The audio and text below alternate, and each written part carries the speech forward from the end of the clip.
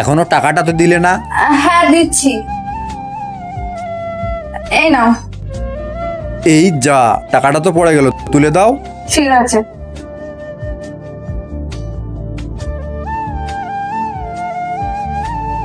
এই নাও। কে লিজা? কে এটা? ওই ওই দুধ নিচ্ছিলাম। এটা কে?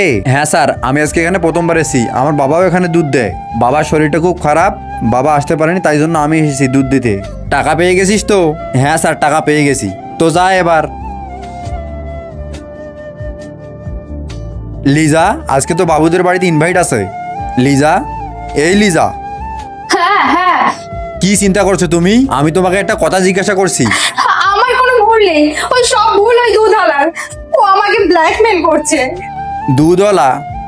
ব্ল্যাকমেল? কিন্তু কেন?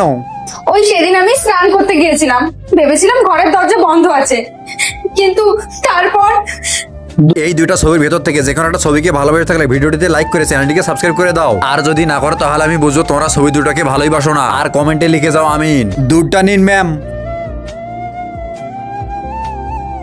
সেদিন কখনো আমার ভিডিও করে নিয়েছে স্নানে, আমি বুঝতে পারিনি। তারপর থেকে ও আমাকে ব্ল্যাকমেল করছে, আর ও বলেছে আমি যদি ওর কথা না শুনি তাহলে ও ভিডিওটা ভাইরাল করে দেবে। আর ও যখনই আসে তখনই ও আমার গায়ে বাজেভাবে হাত দেওয়ার চেষ্টা করে। এরপরে ছেলেটাকে কিভাবে শিক্ষা দিল তা জানতে কমেন্টে পার্ট 2 লিখে যাও।